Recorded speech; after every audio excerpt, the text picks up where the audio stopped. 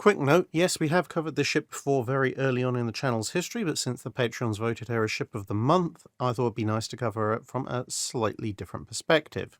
So, in the interwar period, the Royal Navy built its destroyers in flotilla job lots. Now, this ended up working out with 2 flotillas built to a common hull, but with each flotilla spec'd to slightly different missions and capabilities, resulting in 2 separate class designations before they moved on to the next hull. For example, the A and B class were fitted very similarly, but the A class was better at fleet minesweeping and the B class was better at anti-submarine warfare. The C and D classes were similarly spec'd with the same differences, but by the time you got to the E and F classes, the destroyers were getting bigger and their differences therefore were getting smaller.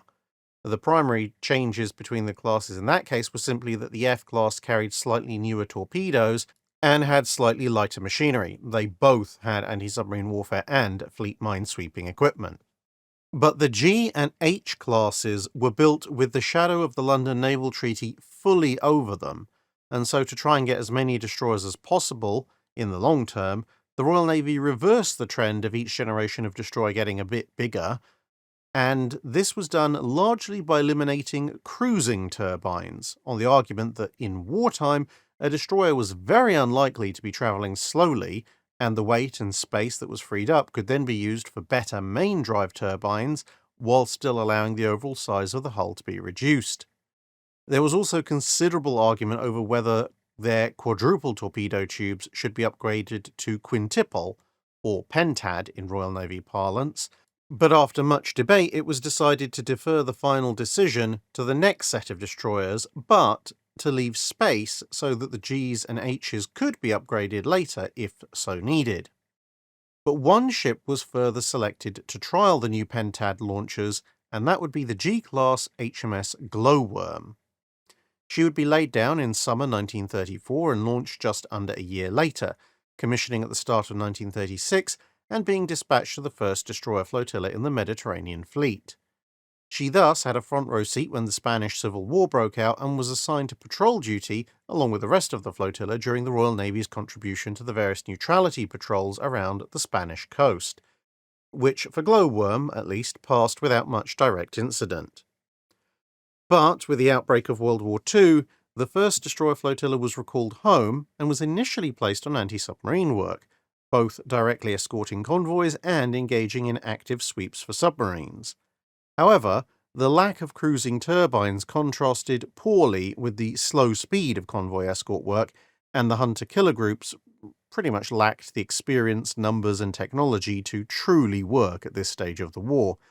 And so the G-class were quickly relieved of this duty, with various older destroyers and sloops taking their place pending the arrival of the first of the new corvettes.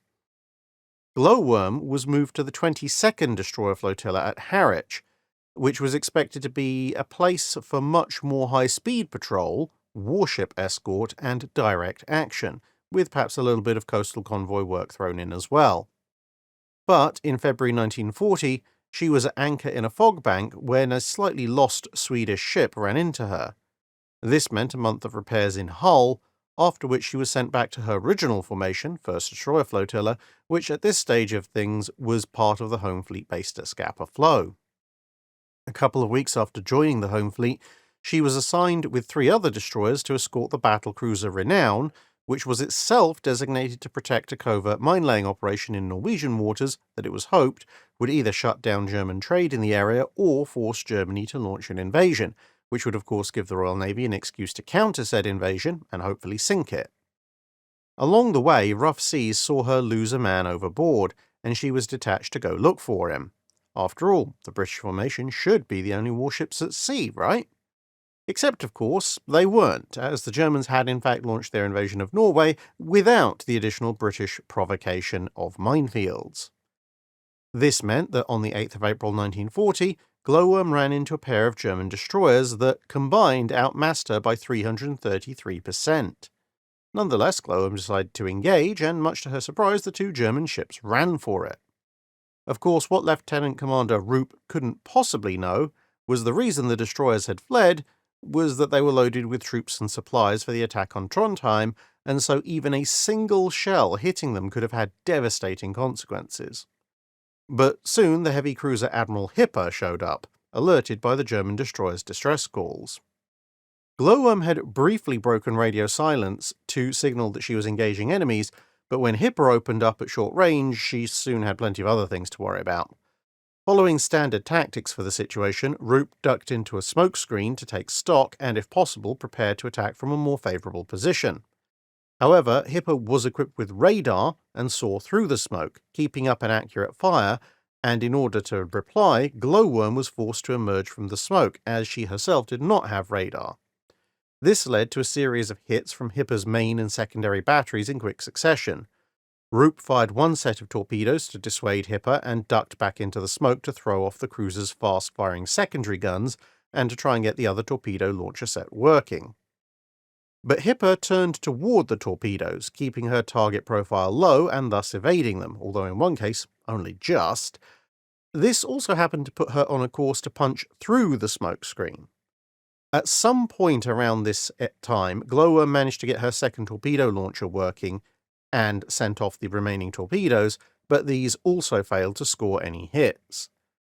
When Hipper emerged through the smokescreen at close range, the battering resumed, and with the ship under fire from everything down to Hipper's 20mm anti-aircraft guns, something smashed the destroyer's siren controls, and Roop gave the order to ram Hipper before either gunfire or Roop's own orders cleared the bridge. Thus, battered, screaming, and on fire, Glowworm smashed into Hipper's starboard bow, ripping open the cruiser's side, taking out the forward starboard torpedo launcher and denting more of the hull before the wrecked destroyer drifted away. Roop ordered the crew to abandon ship shortly before Glowworm's boilers exploded and she sank in short order. Captain Heyer of the Hipper ordered his ship to heave to in order to rescue survivors. Sadly, the freezing water claimed many, including Roop, who'd spent the last of his strength helping others to the ropes that had been slung over Hipper's side, and thus turned out to not have the energy to complete the climb himself. Heyer was impressed by the ship's last stand and wrote to the Admiralty via the Red Cross.